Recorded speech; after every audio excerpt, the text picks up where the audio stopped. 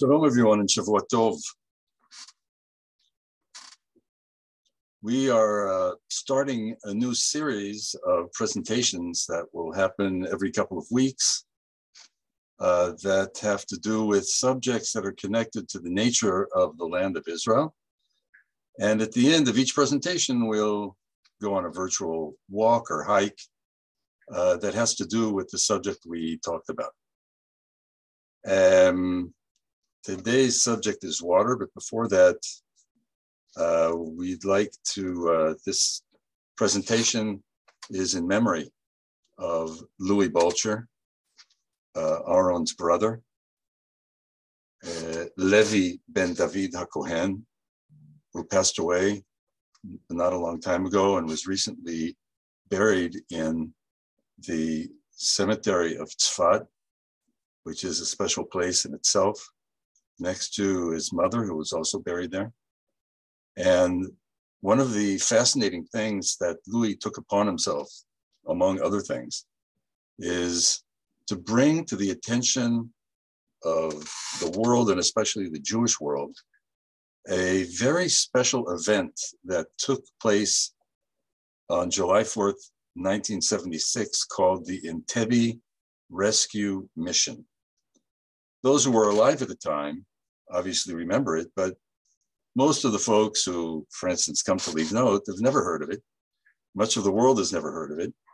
And Louis understood something that was very leave notish, I believe, and that is that it's not so much the details of the military mission that was completed, but rather this mission embodied in it Jewish values, specifically the one that is in Hebrew known as Kol Yisrael Arevim Zeh Lezeh. Every Jewish person is responsible for each other. And while, of course, everybody in the world is responsible for every other human, it starts at home, it starts with our family, and also has a lot to do with our people. And interestingly enough, during that Entebbe rescue mission, it wasn't only Jewish people who were saved, but others too, including the crew of the Air France airline. So this is a fascinating subject that Leave Note is going to take upon itself in memory of Louis. May his memory be for a blessing. So let us begin. Bear with me one moment.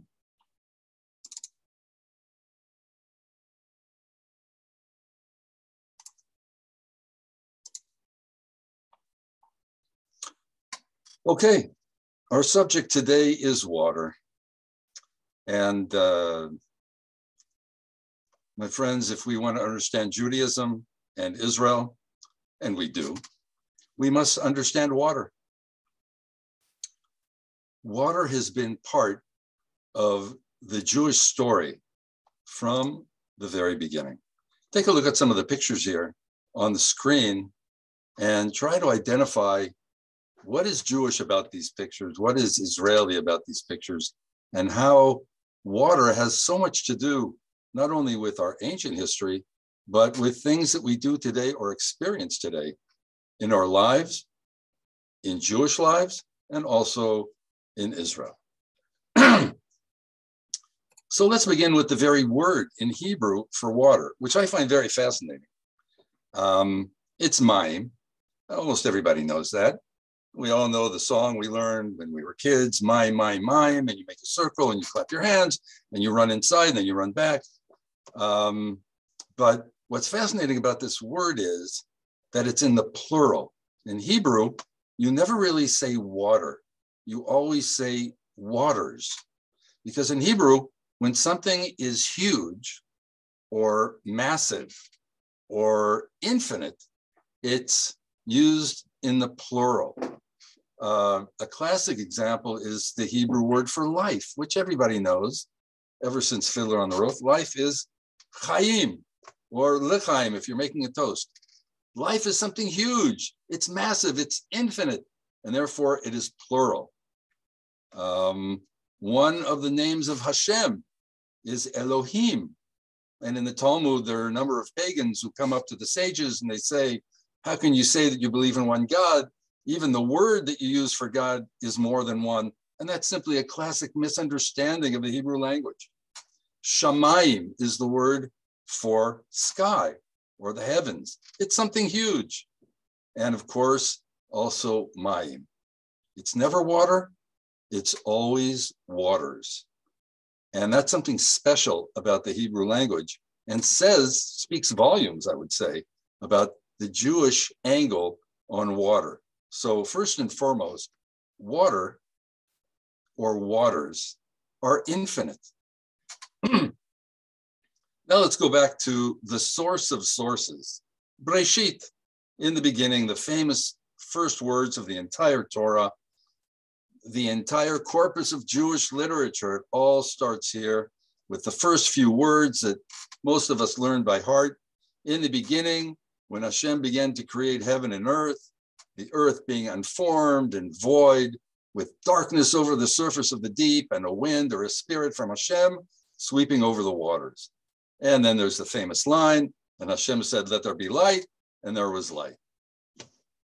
I have no idea what that means, what all those ideas are. I do not understand the creation of the world, but there is something fascinating. If you ask anybody, they'll tell you the first thing that was created was light. And yet, before light was created, the verse says, and I repeat, the earth being unformed and void, with darkness over the surface of the deep, and a wind or a spirit from Hashem sweeping over the waters. And Hashem said, let there be light, and there was light. In other words, before light was created, before creation, waters were already there. And that is definitely fascinating. In other words, water is not just the source of all life and all growth. You knew that. That's true all over the world. But it's the source of creation. And you could even say it comes before creation, as if to say, no water, no nothing. So secondly, water is primordial. Moving on, let's talk about water in our book of books, the Tanakh, the Bible. In the Tanakh, the Jews are always searching for water. Water is not something that you have, it's something that you need. There's never too much water for the Jewish people in the Tanakh. Now, of course, there's the flood that happened during Noah's time, but that's before Hashem invented Jews. That definitely has to do with world history, but it's not necessarily part of specific Jewish history. The first Jewish person, Abraham and Sarah, when they came into the land of Israel, immediately they need water. They go back and forth with their flocks. Abraham digs wells, always looking for water. There's tension with other people in the land over the water supply. And when it's dry and brown outside in the landscape of the land of Israel, then Abraham and his flocks go up to the mountains. And when it's wet and green in the winter, he can go down towards the desert. His son Yitzchak, Isaac, also digs for water. And the next generation, Jacob and his family, suffer a famine in the land. And that means one thing, not enough rain. In Ireland, a famine can be blamed on, let's say, potato blight. That's a water fungus. Too much water, as it were. But in Israel, a famine means no rain, not enough rain. And because there was a famine in the land, the Jewish people found themselves in Egypt. And immediately after we start living there as a people, there is a water problem. There's a famine even in Egypt with the Nile. And there's also not too much water there, but we have a different problem.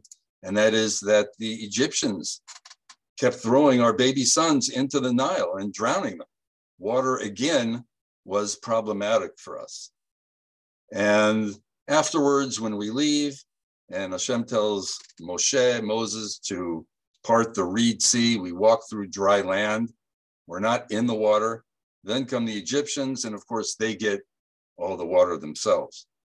Afterwards, in the desert, there always seems to be a constant lack of water. That makes sense, of course.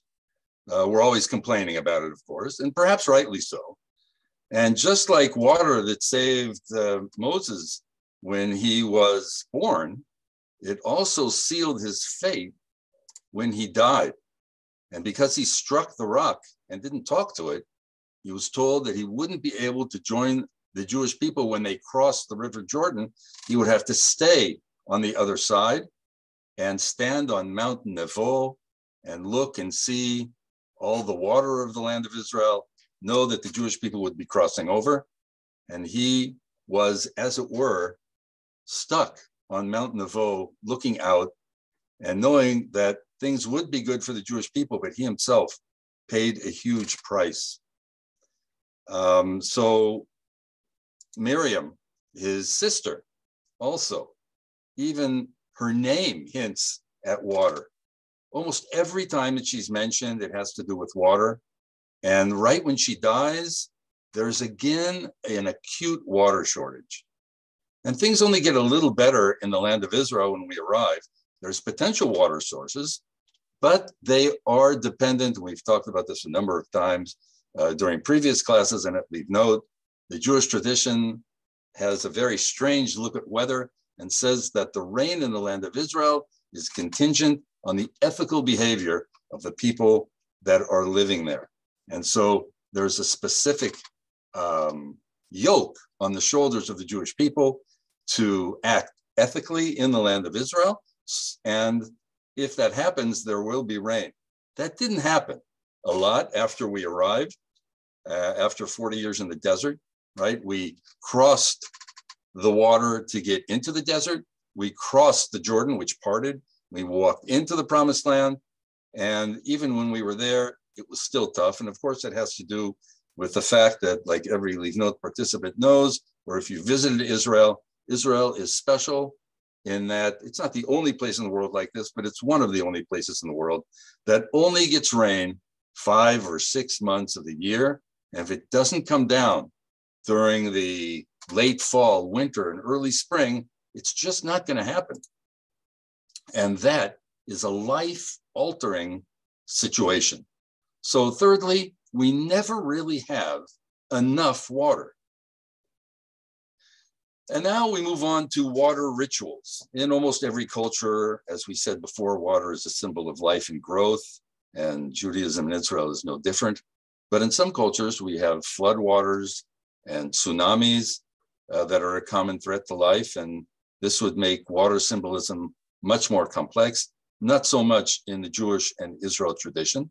It is true that on Yom Kippur, the high priest would pray for plentiful rains.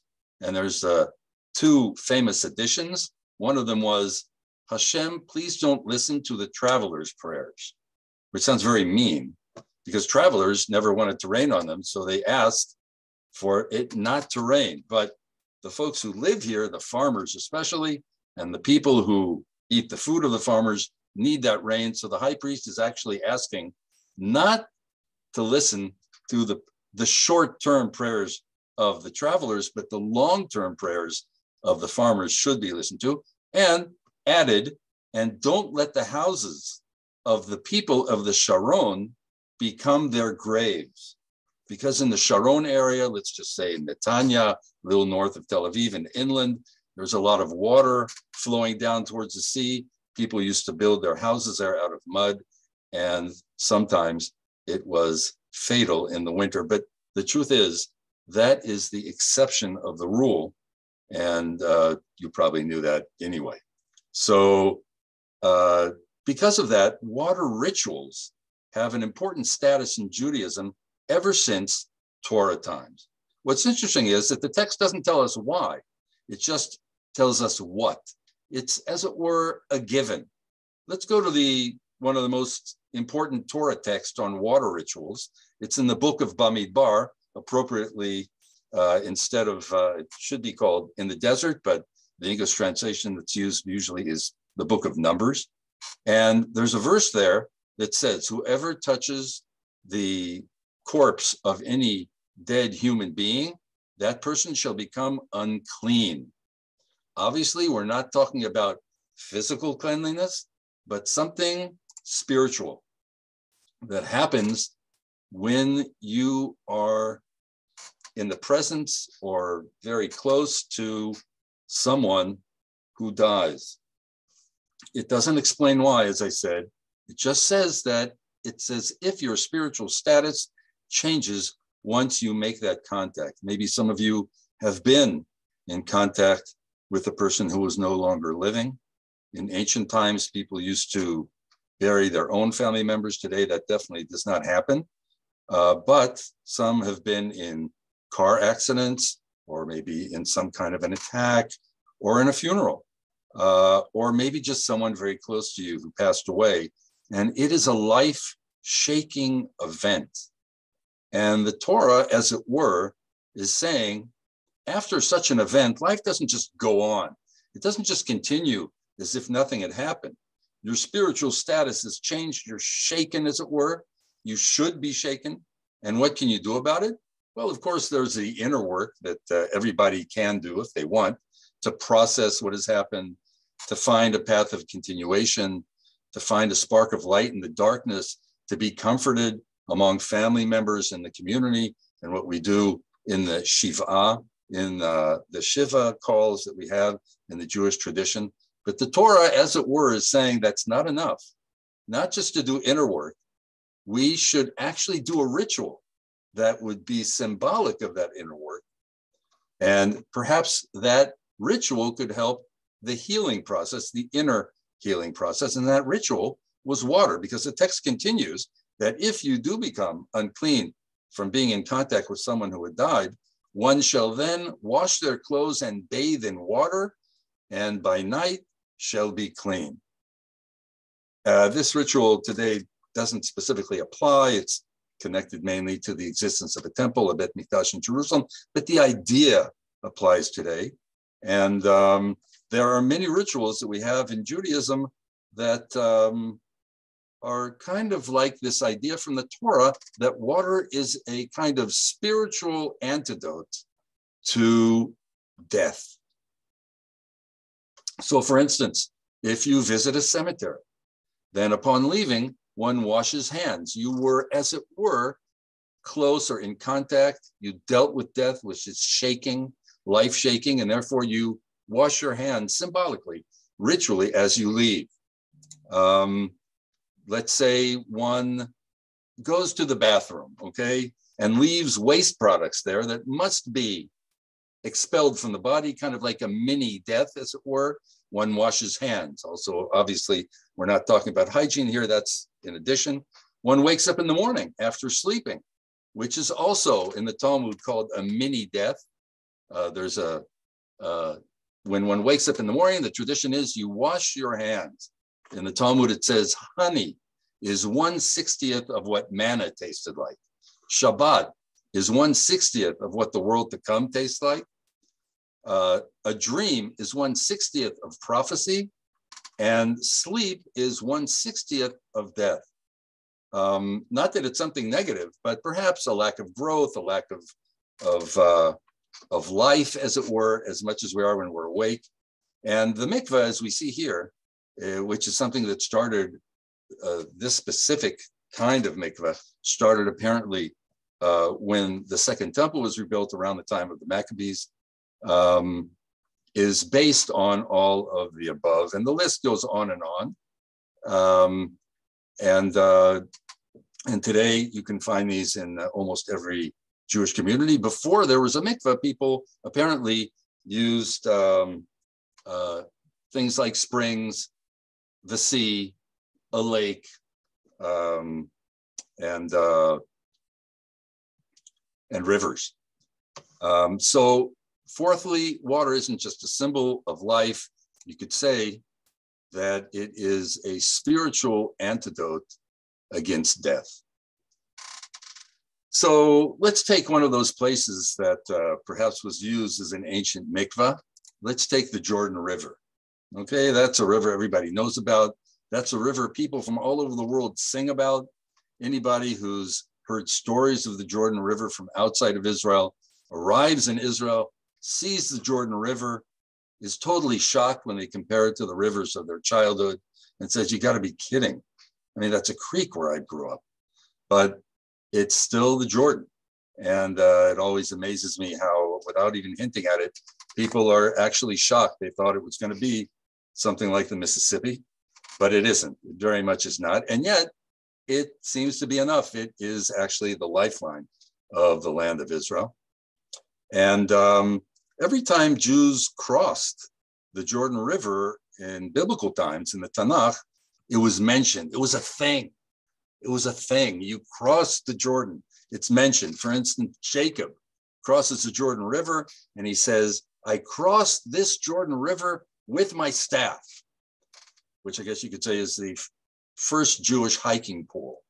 And Joshua, right? We said when Moses stays on Mount Nebo and Joshua brings the people into the land, they crossed the River Jordan, the waters parted, the Kohanim, the priests, walked in with the ark, not Noah's ark, but the ark of the law, and walked through, and they entered the land of Israel. It was a thing. It was celebrated. And here you can see the Jordan River kind of meandering between Lake Kinneret and the Dead Sea. And sometimes it's also straight here and there, like here in the Jordan Valley. And here you can see that actually it's surrounded by desert in this place with some green farming on the side. But here's a story that from the book of Kings, two prophets who had a special connection to the Jordan River. One is Elijah and one is Elisha. It's very confusing because their names sound very similar. But Elijah, the famous man who comes to visit us, as it were, on Passover Seder and during circumcision ceremonies, and even every Saturday night when we make Havdalah, he was a man of fire. A lot of stories have to do with fire and Elijah. Elisha, on the other hand, his successor, was a man of water. He's constantly dealing with water. And Elisha was about to, he was, as it were, prophet-elect. It was known to him that Elijah was about to die, was about to leave this world, and he wanted to stick with Elijah as much as he could before he left. And they're walking together. They love to walk around the Jordan River. They're walking around the Jordan River. Elijah takes off his cloak, rolls it up, and hits the Jordan River. Kind of reminded me of when we were guys in the locker room. We used to do this with towels, but I don't want to be sacrilegious here. When he hits the water with the cloak, the Jordan crosses and they cross to the other side. And as they're walking, I'm paraphrasing, of course, Elijah says, if you have something that you want from me, now's the time because I'm about to leave you.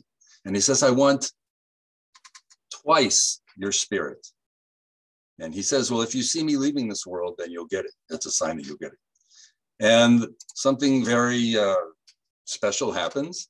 There's this vision that Elisha sees. Elijah, the man of fire, is just swept up in a chariot of fire with horses of fire and is gone. This is something that just Elisha sees. Other people in the area don't see.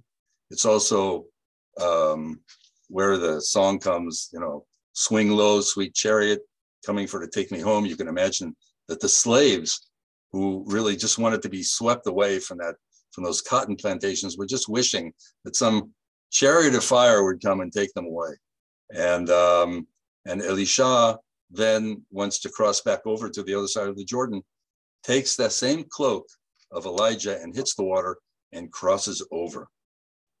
And he realizes his wish was granted and he got twice as much as the spirit of Elijah. So if the Jordan River is a gateway to the land of Israel, then, and it has been for thousands of years, and in some ways, at least symbolically, it still is, then you might say that water is a gateway to spirituality. In many facets of life in Judaism, the physical is a gateway to the spiritual. We find this, perhaps the classic example is a dream by Jacob. It's a very famous dream of Jacob's ladder. And this is described as having its head, the head of the ladder is in the sky, in the heavens, and the feet are planted firmly on the ground. And for many people, that was an example, a symbol of what a Jewish person can aspire to be spiritual, but also to be planted firmly physically in this world. We don't deny this world, but it's not all that we have. And it's a connection between heaven and earth. So you might say, if we move on to number 5, to sum it up, water is a way to connect personally to the infinite. It's a way to connect to Hashem for those who want to. It's a way to connect to other people like Elisha and Elijah.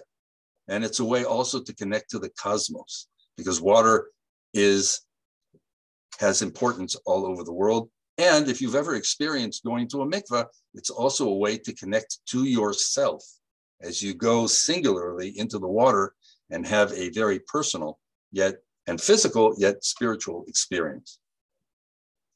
So moving now to the next subject, which is some of the symbolism of water, despite what we just talked about. In the Midrash, it's mentioned that just like water descends from high places to low places, so is the Torah. This is the Sa'ar waterfalls in the Golan Heights, which these days are flowing because of this week and last week. We've been having and are having now abundant rains. And when the Midrash mentions the Torah, it's not talking about the 5 books of Moses. It's talking about Judaism in general. Learning Judaism, studying the books and the subjects and the traditions of Judaism is like, as it were, water. And they mentioned, the sages in the Talmud mentioned in a number of places that this is a symbol of humility.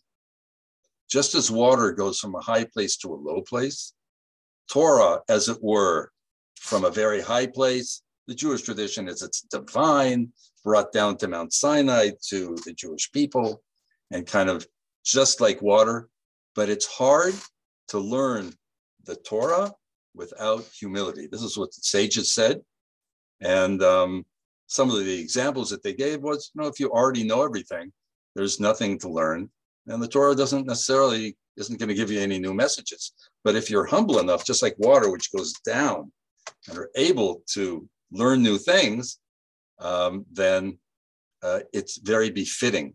So there are a number of stories where water and humility come together. For instance, Elisha, the same man that followed Elijah and became the chief prophet, there was a general from an army near Syria who happened to have conquered parts of Israel, and he had leprosy. And Elisha went to help him. And he said, look, I know how you can get rid of this leprosy. You've got to go down to the Jordan, and you've got to dip yourself in the Jordan. And then the leprosy will be gone. And this man, who was a very famous and very well-decorated general, says, are you kidding? The Jordan? I come from a place where there's much bigger rivers, where it's crashing water. The Jordan's nothing. If they were from the Midwest, they'd say it's like a creek, like we talked about. And only after he's convinced to go down to the Jordan, and he does go in the water, does his leprosy leave him. So that's one of the stories. There's another great story of a sage named Rabbi Zera, who decided to move from Babylonia to the land of Israel.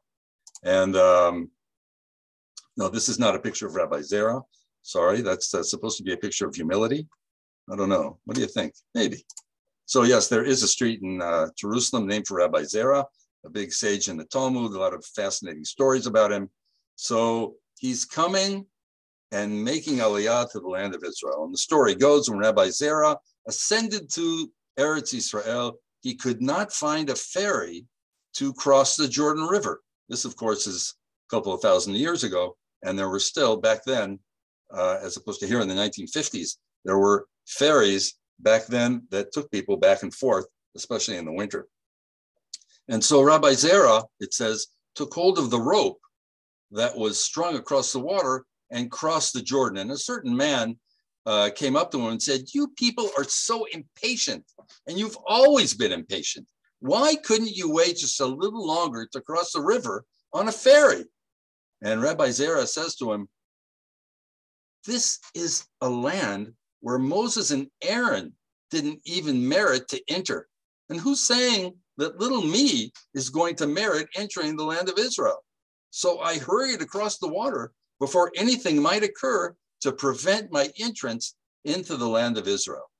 It's a great story which connects the idea of water and humility. And according to Jewish synagogue tradition, we read from the Torah every 3 days. And when we left Egypt, the Jewish people walked for 3 days, and only then did they find drinking water. So humans, of course, can last a long time without food, but you can guess how many days humans can last without water? Maximum 3 days. In short, we may think that humans are strong creatures, but take water out of the equation, and we are lifeless. So, number 6, water keeps us humble, just like the Torah. And now I'd like to move on to a hike in the land of Israel.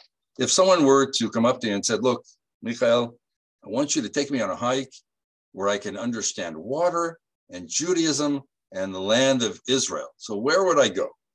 There's so many possibilities. So of course I can tell you where I wouldn't go. I wouldn't go to the Jordan River up there on the top left. And I wouldn't go to that iconic waterfall picture of the Banyas in the middle, where there's a waterfall coming down and there's a tree that splits it into two and there's rushing waters. And I wouldn't go to Tel Dan that you can see on the bottom right, where there are springs that are just gushing out 365 days a year. And I wouldn't even go to Mount Hermon, which is the source of it all, or on the way down to those beautiful Golan waterfalls. You can imagine where I would suggest going to learn about water. And of course, I would choose the desert. So this is a picture of the desert, the Judean Desert specifically, which is very easily gotten to if you're in Jerusalem or Tel Aviv. It's not that far away. And about half of the state of Israel is desert, but this is part that is closer to most of civilization. And we have a teacher at Livnod whose name is Gedalia Gurfine. He taught for many years at Livnod, and he still teaches virtually today, including various Livnod presentations. And he once said something very deep. I always sat in on his classes and wrote down every word that he said. And he said, when talking about creation, what was lacking so much that Hashem had to create the world? What was lacking? What was the one thing that was lacking? And his answer was lack. That's a classic idea of Gedalia. The world was lacking lack. And so the world was created.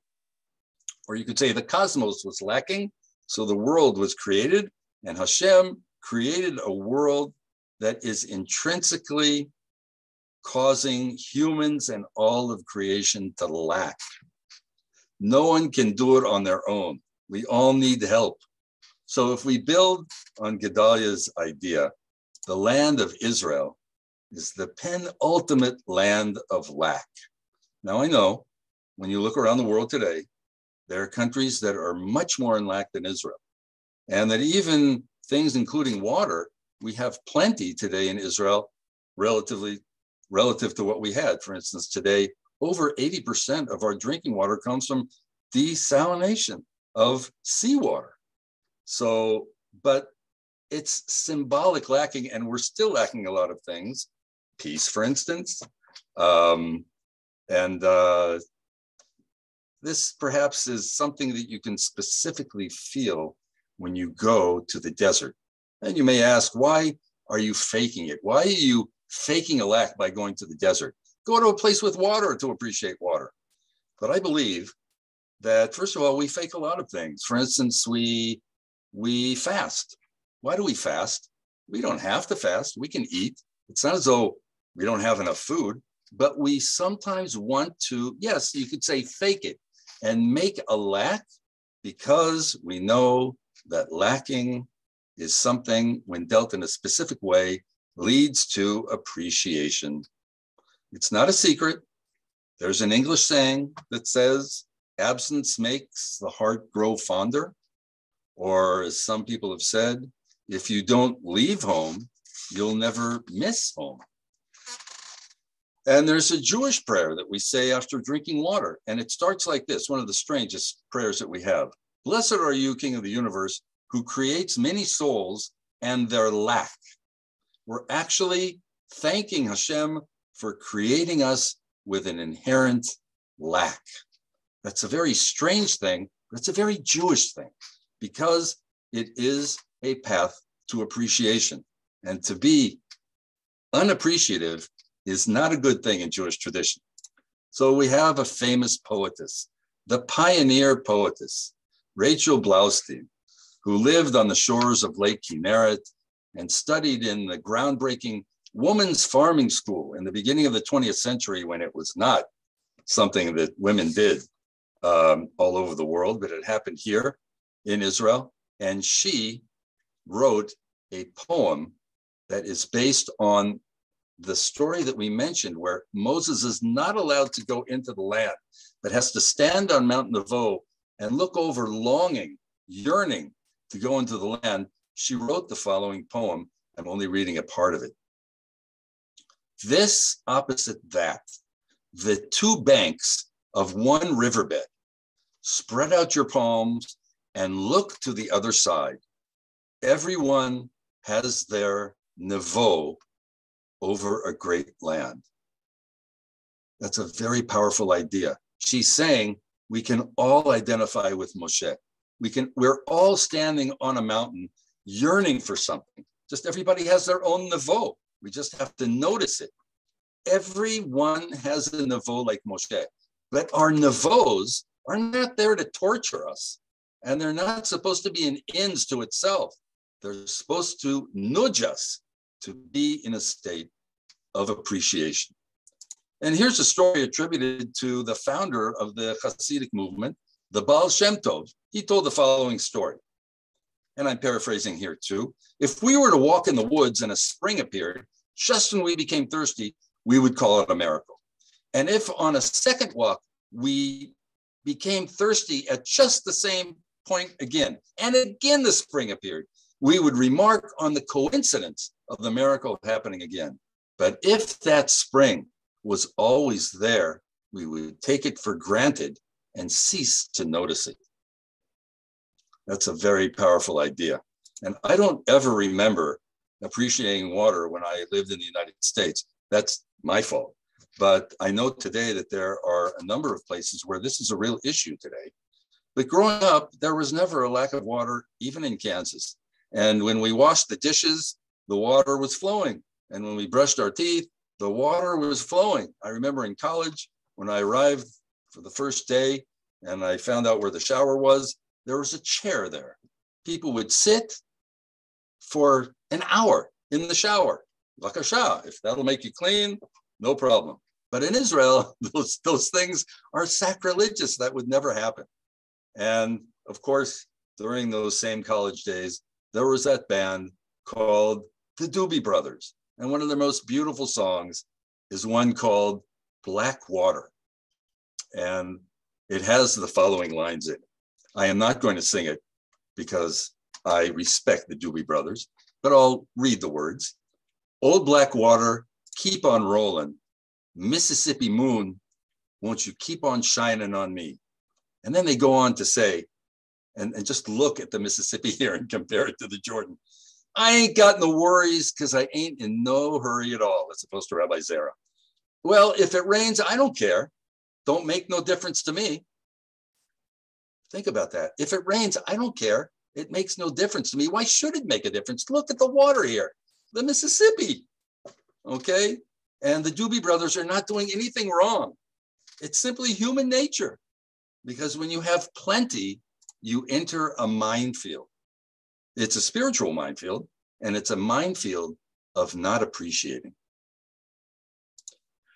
Another singer, Joni Mitchell, recently in the news, sang in her hit song, Big Yellow Taxi, for those who remember it. If not, look it up. Don't it always seem to go, you don't know what you got till it's gone. They paved paradise and they put up a parking lot. And then she goes on to sing, late last night, I heard the screen door slam and the big yellow taxi came and took away my old man. Well, don't it always seem to go, you don't know what you got till it's gone. Apparently she wasn't specifically singing about her father, but it's so true for many of us who perhaps lost parents before we were able to tell them how much we loved them, how much we appreciated them. And this is a song that kind of moves us to tell all those people and do all those things with, tell them how much we appreciate them before it's too late. That is a big challenge. The Jewish attitude towards water is supposed to help us prevent the lack of appreciation. It's supposed to help us know what we got before it's gone. And in general, that's why Jews say blessings all the time. Rabbi Abraham Joshua Heschel wrote, we are trained in maintaining our sense of wonder by uttering a prayer before the enjoyment of food. Very interesting. You might think, oh, why do we say blessings? Because that's what we do. No, Rabbi Heschel says it's in order to maintain our sense of wonder. Each time we are about to drink a glass of water, we remind ourselves of the eternal mystery of creation. And if you've ever been in a situation where you really needed water and you didn't have it, Natan Sharansky talks about almost losing his mind in the prisons of Russia because, not because he went a long time without food, but because of a lack of water. You begin to appreciate it. And the real challenge of people who live in a time of plenty is to appreciate water without having a huge lack. And therefore, we go to the Judean Desert, where one of the first Jewish poems in history was written and recorded by David. Before he was king, apparently. This poem, which is very powerful in my eyes, has the catchy name of Psalm 63. And it goes like this: a song or a poem by David when he was in the Judean Desert. Hashem, I search for you. My soul thirsts for you. My body yearns for you in a parched and tired land that has no water. Wow. David wrote his poem about appreciation, about spirituality, not in the waterfalls and not on Mount Hermon. He wrote about that too. But he specifically, his body and soul, here he's really living the Jacob's ladder. He specifically yearns when he is in the Judean desert. He is able to look at his body, to feel what he's feeling, to understand that thirst and realize it's also a symbol of spiritual thirst. Therefore, there's nothing more fitting than going to the Judean desert and hiking. So I'd like to end with a short description of this hike, which is a really serious hike. One does not have to do this hike in order to enjoy the Judean desert. This is a long full day hike, but it is something that many folks at Leave Note have done. And so for many people who'd like to perhaps remember that hike, I'll just quickly go through it. This is the most important picture. Please never get to this situation. First of all, don't wear a tie in the desert. Don't even bring one to Israel. But definitely have enough water in your backpack. And for a full day hike in the desert, you need 4.5, 5 liters in your backpack. And that's a lot. So where are we? Just for those who forgot where we're talking about, where Israel is, there we are. And within Israel, there's really just 3 places that are important. Leave Note up north, Jerusalem in the middle, and there's Engetti on the Dead Sea. And it's actually very close relatively to Engetti. And this is a great map that you can get online or as you enter the Engetti Nature Reserve. And there are many ways to go up way to the top of the plateau up here on top. You don't need to do that in order to feel the Judean Desert. You can do actually a 10-minute hike and then say afterwards, I get it. I don't have to do a full day hike. But as I said, this is a hike that Leave Note folks have done for years. And it needs to be started at first light. And here, where number one is a SPNI field school. That's the Society of Protection of Nature for the Protection of Nature in Israel. They have schools, or actually they're places with guides and dorms where schools can come, groups can come, people can come and stay. And from there are a number of hikes, and they can lead you on the hikes, or you can do it on your own. And this specific hike, you need to actually go online beforehand and pay for it. You have to call the day before at least and reserve a place and let them know that at first light, before most people are out of bed, you're already here at the edge of the field school in an amphitheater, waiting at the gate, which is locked and has an intercom. And you press the button and you identify yourself as per your reservation. The door opens with the buzz and you begin climbing. It's not an easy climb. And it takes approximately 2 hours to go from number 1 to number 4, with 2 stops in the middle where there are signs so that you can stop there. It takes about 30, 40 minutes, depending, maybe 20, depending on how fast you're going. There's no reason to go fast in the desert. It's not a good idea. Go slow and appreciate. And as you're going between number 2 and number 3, there's a cave that Leave Note groups and myself, we would pass for years as we did this hike. And even though I enjoy caves, I never thought of going into this cave. It's also pretty much impossible because you have to go way up to the top and rappel down. And only if you have a license to do that and you're an archaeologist can you do it. This is actually a picture from the time that the archaeologists went in for the first time about 15, 20 years ago. They put a tent on the bottom and they rappelled down from the top. And inside this cave, they found some amazing things, including a scroll from thousands of years ago that has the name Engetti in ancient Hebrew. It's a legal document about renting out land. Incredible. You can still see the writing there. It just doesn't biodegrade. They found coins from the Bar Kokhba revolt. They found a jug that was broken, but it was easy to put it back together. Easy for them, not for us. And they found an arrow and the wooden shaft with the binding still on it, just sitting there. Unbelievable. This was used apparently as a lookout cave by the rebels of the Bar Kokhba revolt who were fighting against the Romans and were not successful apparently in preventing them to overcome them in their cave. We passed this for many years, but in the end, when you reach the top of Mount Yishai, which is Jesse in Hebrew, all the names of the mountains in the area and even the riverbeds are somehow connected to David and King David's life. Jesse, of course, is his father, Mount Yishai. And when most people get to the top, they put a rock on top. When Leave Note groups get to the top of a mountain, we just dance and sing, actually. Even if you can't dance and you can't sing, it's just something that we do. And why wouldn't you? There's a great photographer, one of the best nature photographers in Israel, Matan Bogolovsky, and he took this picture. This is what you feel like doing when you reach the top of the mountain. And here, instead of looking towards the Dead Sea, you're looking towards the mountain south of Jerusalem. It's just incredible, an amazing feeling, not just of accomplishment, of kind of like feeling that connection in the desert between heaven and earth. And of course, you got to find some shade, take a picture, look down at the Engetti Oasis area and on the path that you can see here that you're soon to be walking. And that was the hard part, is walking up to Mount Yishai, to Mount Jesse. And afterwards, you actually walk back down to the last place that you stop and you go into where number 5 is. You cross David Riverbed. And if you're adventurous, you actually go on the red trail. This is really only for people who have no fear of heights and are very stable and you have a lot of time. You get to a place called the Window Waterfall. a dry waterfall.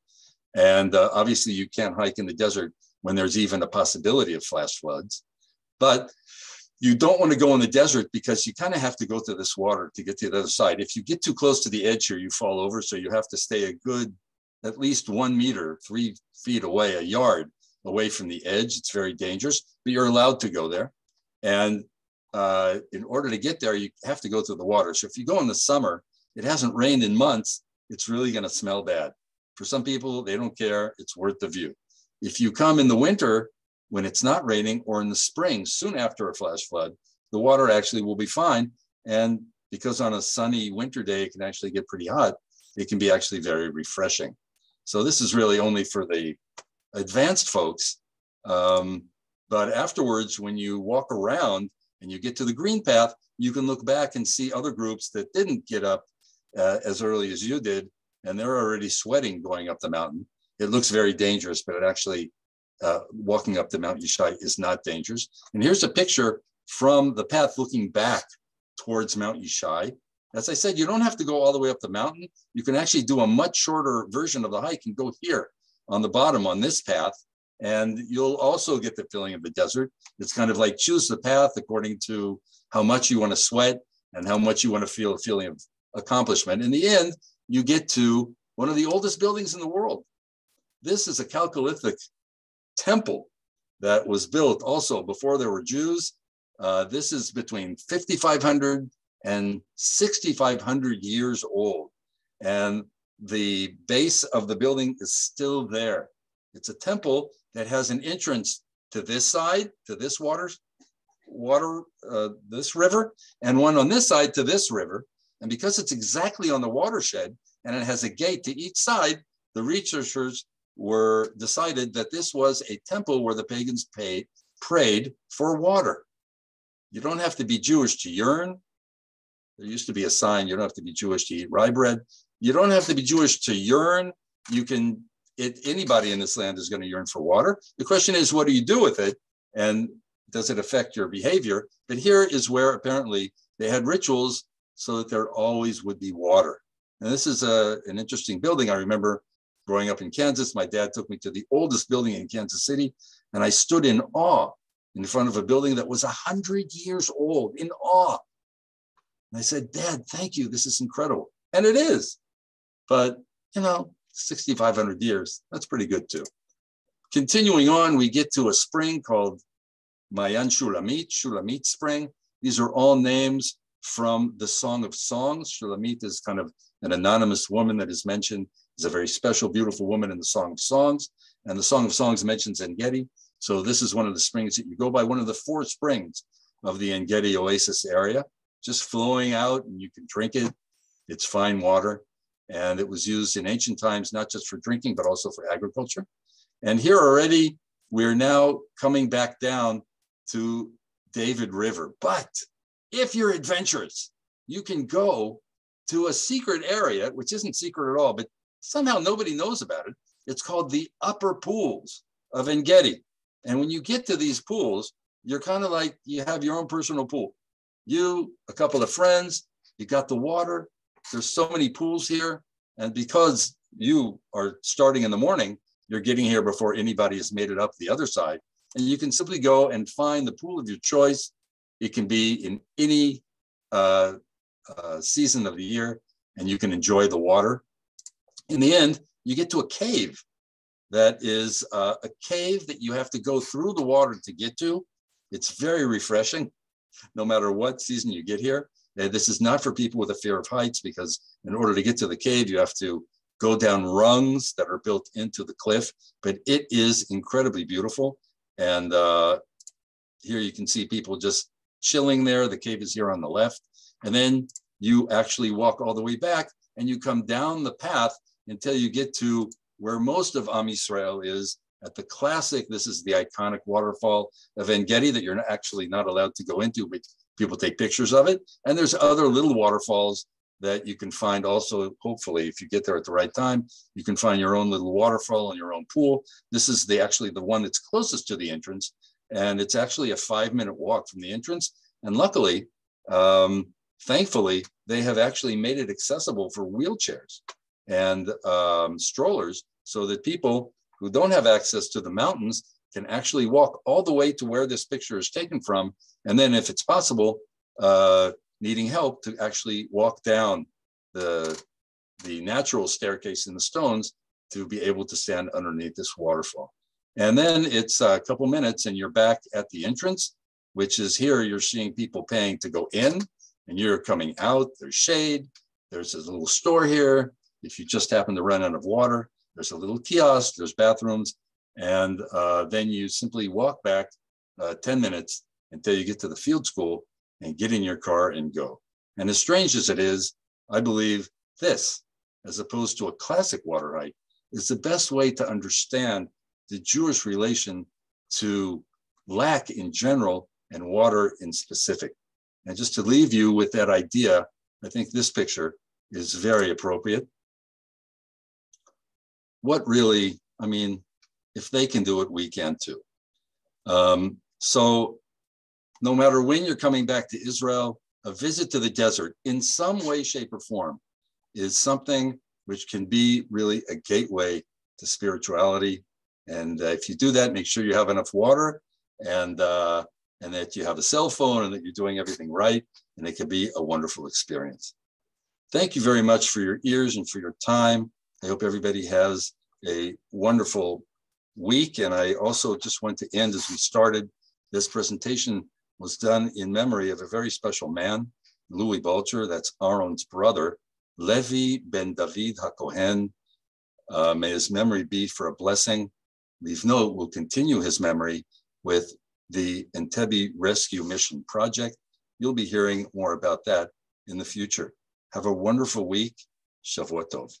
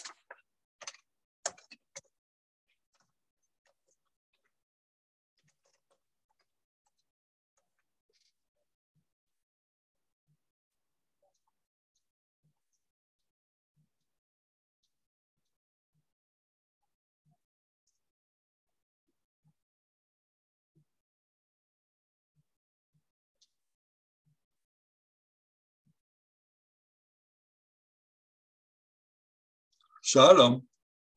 Mikvah. Ken. Hi, it's Billy Calfut. How are you?